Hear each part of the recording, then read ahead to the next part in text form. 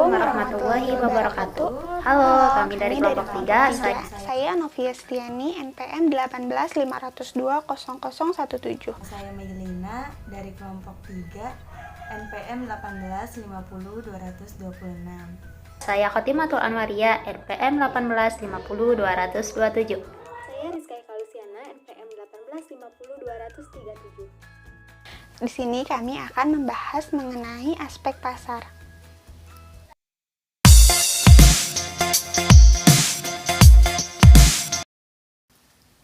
Di sini saya akan memaparkan mengenai aspek pasar.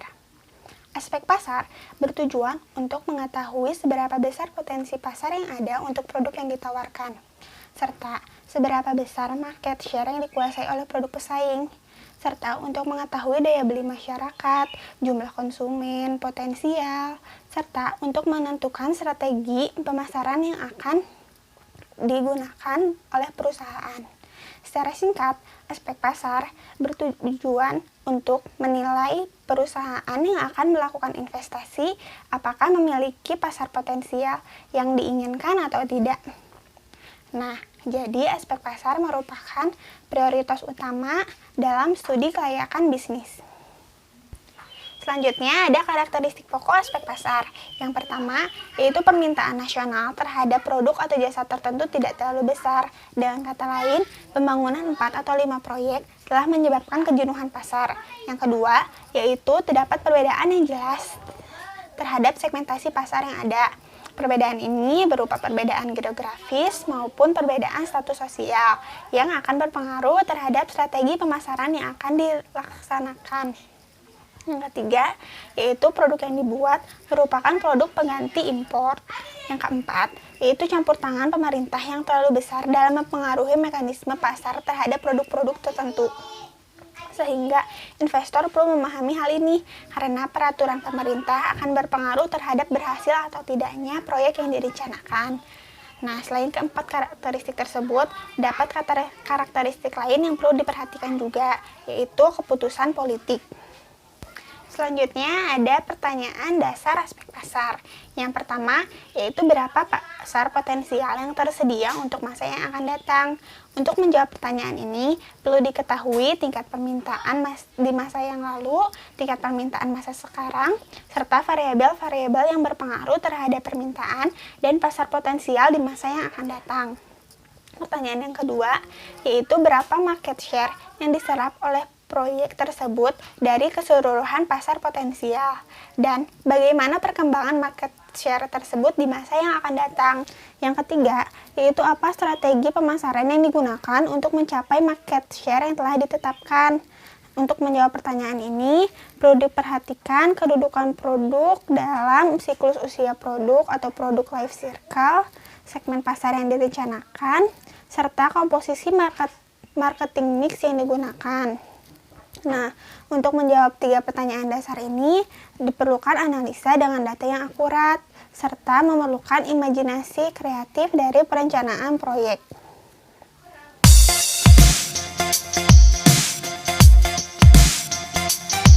Di sini saya akan menjelaskan tentang data dan sumber data. Data dibagi menjadi 2, ada data primer dan data sekunder. Data primer adalah data yang didapatkan dari si peneliti secara langsung. Nah, data primer ini bisa didapatkan melalui 3 cara. Yang pertama ada metode survei, yang kedua ada metode observasi, dan yang ketiga ada experimental method. Yang pertama metode survei. Metode survei ini adalah cara untuk menginterview orang-orang secara langsung.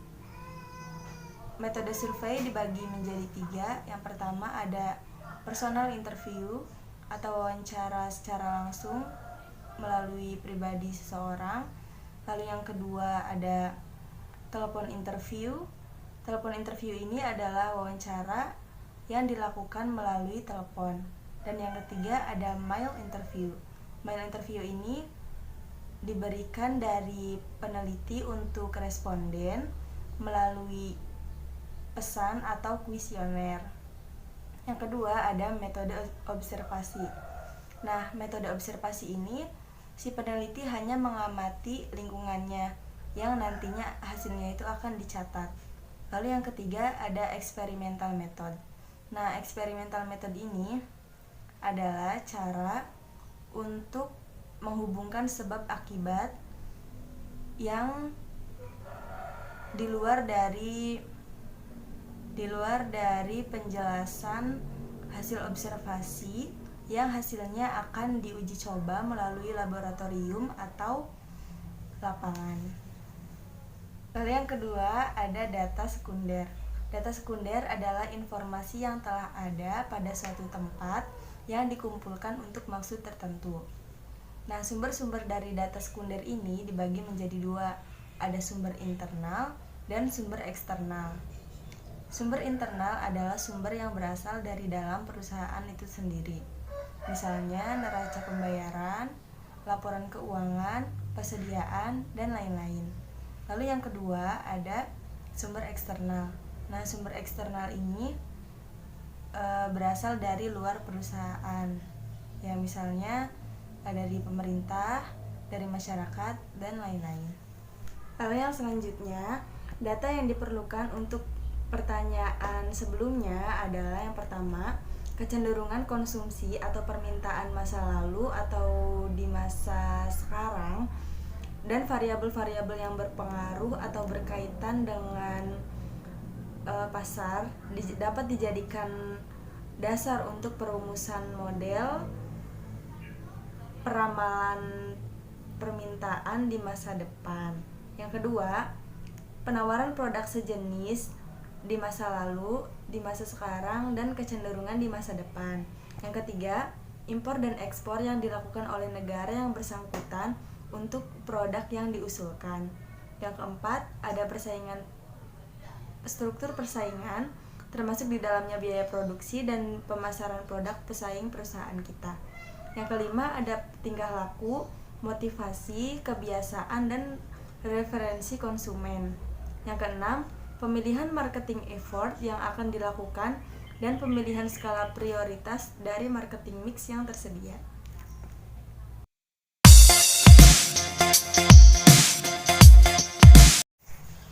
Selanjutnya, di sini saya akan menjelaskan tentang peramalan permintaan. Peramalan permintaan ini adalah usaha untuk mengetahui jumlah produk atau sekelompok produk untuk masa yang akan datang. Nah, dilihat dari waktunya, tujuan peramalan ini dibagi menjadi 3. Yang pertama ada short term atau jangka pendek, yang kedua ada medium term atau jangka menengah, dan yang ketiga ada long term atau jangka panjang.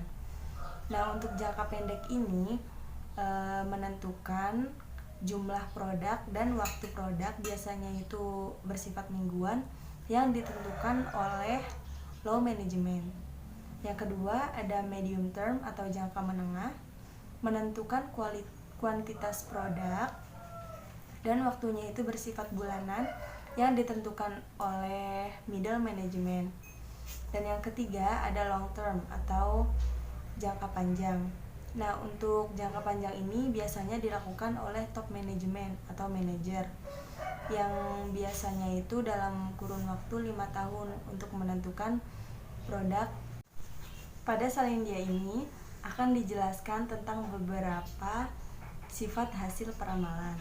Yang pertama, ramalan itu pasti akan mengandung kesalahan. Nah, karena peramalan itu akan mengandung kesalahan, artinya peramal hanya bisa mengurangi ketidakpastian permintaan, namun tidak bisa menghilangkan ketidakpastian permintaan tersebut. Lalu yang kedua, peramal seharusnya memberikan informasi tentang beberapa ukuran kesalahan. Karena peramalan ini tidak pasti, makanya untuk peramal itu harus memberikan informasi tentang kesalahan-kesalahan yang mungkin akan terjadi. Lalu yang ketiga, peramalan jangka pendek lebih akurat dibandingkan dengan peramalan jangka panjang. Hal ini disebabkan karena faktor-faktor yang mempengaruhi permintaan di masa yang akan datang. Pendekatan peramalan permintaan. Terdapat dua pendekatan atau metode peramalan permintaan. Yang pertama yaitu pendekatan time series dan yang kedua adalah pendekatan klausal atau sebab akibat. Pendekatan time series ini merupakan hubungan antara variabel yang dicari dengan variabel yang mempengaruhinya yang dikaitkan dengan waktu, seperti mingguan, bulanan, triwulan, caturwulan, semester, atau tahun. Sehingga analisis time series ini variabel atau objek yang dicarinya itu adalah waktu.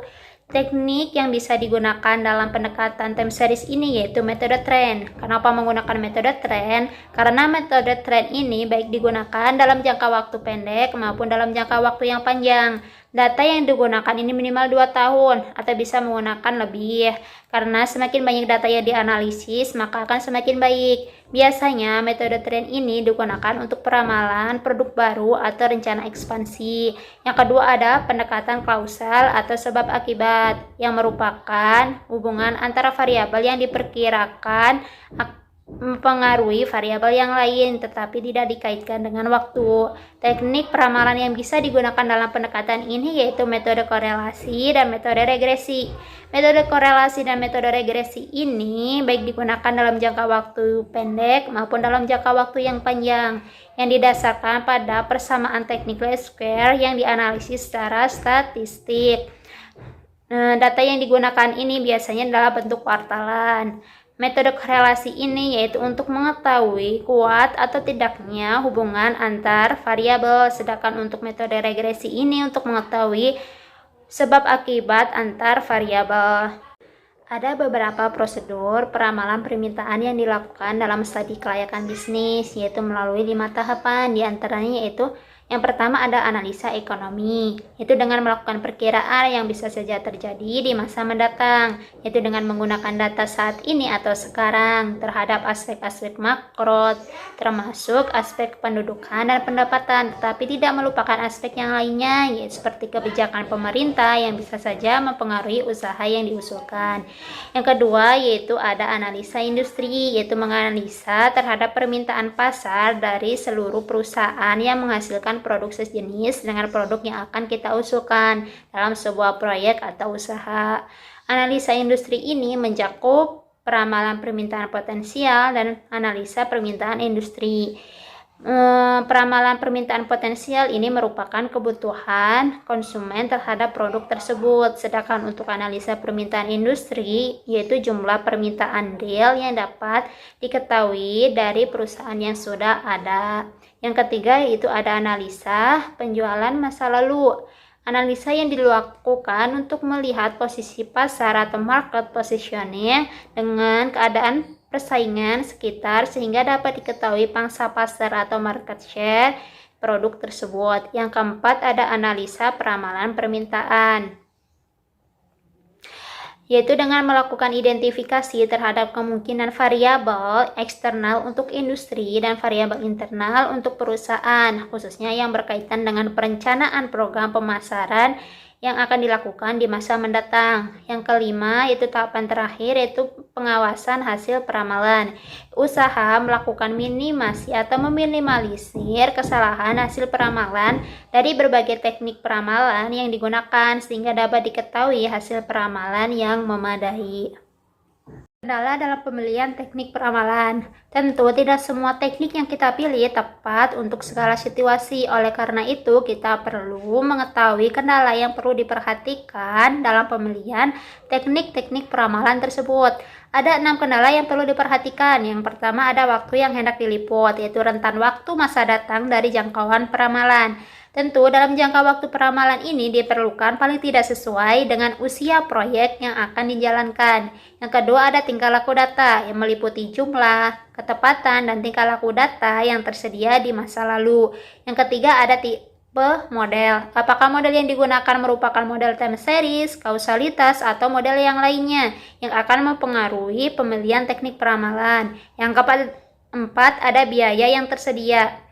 Dengan maksud agar peramalan ini bisa lebih luas jika biaya yang tersedia memadai untuk penyusunan studi kelayakan proyek. Yang kelima ada biaya ketepatan yang diinginkan. berkaitan dengan kebutuhan manajemen dalam tingkat kecermatan, ketelitian peramalan yang diinginkan. Yang keenam ada kemudahan penerapan, yaitu berkaitan dengan kemampuan manajemen, data, dan biaya yang tersedia.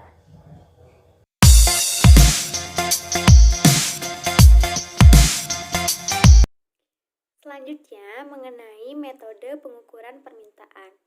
Metode pengukuran permintaan adalah usaha untuk mengetahui permintaan atas suatu produk di masa yang lalu dan masa sekarang dalam satu kondisi tertentu. Dengan menggunakan metode pengukuran peramalan permintaan akan menghasilkan hasil yang maksimal dari suatu kegiatan peramalan adalah melakukan minimisasi ketidakpastian yang mungkin terjadi di masa yang akan datang. Terdapat beberapa metode pengukuran permintaan produk masa lalu dan masa sekarang. Beberapa metode ini dapat digunakan untuk pengukuran permintaan dalam arti permintaan untuk produk baru atau produk yang sudah mapan. Pendekatan metode pengukuran permintaan produk yang pertama yaitu ada penggunaan data impor produk yang bersangkutan. Maksudnya, jika selama ini sebelum proyek yang bersangkutan ada dan belum pernah dihasilkan di dalam negeri atau produk yang dihasilkan merupakan produk substitusi atau produk pengganti dari produk impor. Pendekatan metode pengukuran peramalan permintaan yang kedua adalah penggunaan data impor, ekspor, dan produksi dalam negeri. Nah, maksudnya adalah jika produk yang diusulkan dalam studi kelayakan sebelumnya telah diproduksi dalam negeri dan produk tersebut juga telah diekspor, di samping masih ada impor yang dilakukan untuk melakukan pemenuhan kebutuhan dalam negeri. Nah, dalam metode ini dapat diformulasikan rumus sebagai berikut. PE sama dengan P plus I min E ditambah delta C. Pendekatan metode pengukuran peramalan permintaan yang ketiga yaitu metode rasio rantai, yaitu metode yang menghitung permintaan efektif dengan cara membagi dalam komponen-komponen yang lebih kecil dari suatu mata rantai urutan dari variabel yang berpengaruh terhadap permintaan produk yang bersangkutan. Nah, selanjutnya saya akan menjelaskan mengenai metode peramalan permintaan. Dalam melakukan peramalan permintaan, terdapat beberapa metode yang digunakan, di antaranya sebagai berikut. Untuk produk baru, terdapat beberapa metode yang digunakan, yaitu yang pertama ada metode tes atau eksperimen, dan yang kedua ada metode survei. Nah, penjelasan yang pertama yaitu metode eksperimen. Metode eksperimen biasanya dilakukan dengan uji coba. Uji coba yang dilakukan dengan memberikan perlakuan tertentu terhadap faktor-faktor yang mempengaruhi permintaan.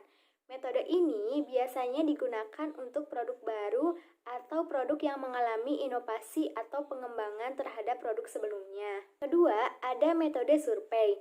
Metode survei biasanya dilakukan dengan menanyai secara langsung kepada konsumen yang akan kita tuju.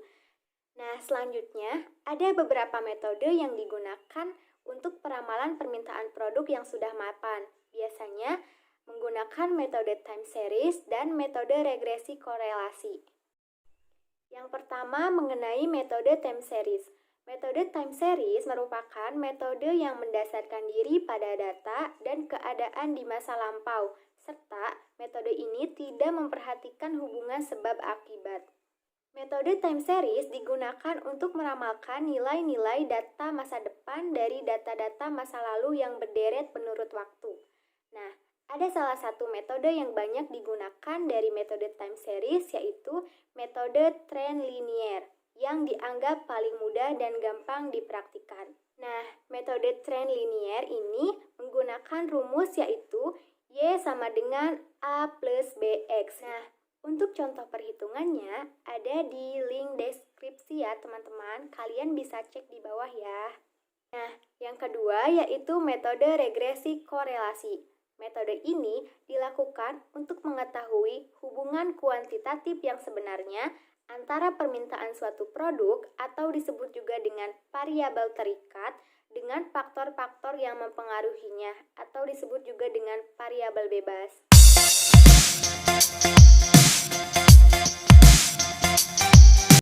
Alindia berikut ini, saya akan menjelaskan mengenai pengawasan peramalan.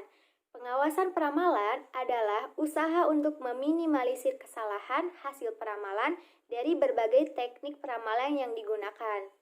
Jika misalnya terjadi penyimpangan dari batas-batas yang dapat ditolerir, maka perusahaan dapat melakukan salah satu dari dua tindakan berikut ini. Yang pertama, menggunakan teknik peramalan lain yang lebih baik, artinya yang dapat memperkirakan keadaan pada waktu yang akan datang. Tindakan yang kedua yang bisa dilakukan untuk mengatasi kesalahan hasil peramalan yaitu melakukan perubahan terhadap batas toleransi hasil peramalan. Artinya, jarak atau batas toleransinya diperlebar sehingga dapat menampung penyimpangan yang terjadi selama hal tersebut tidak merugikan perusahaan. Assalamualaikum warahmatullahi wabarakatuh. See you teman-teman semua.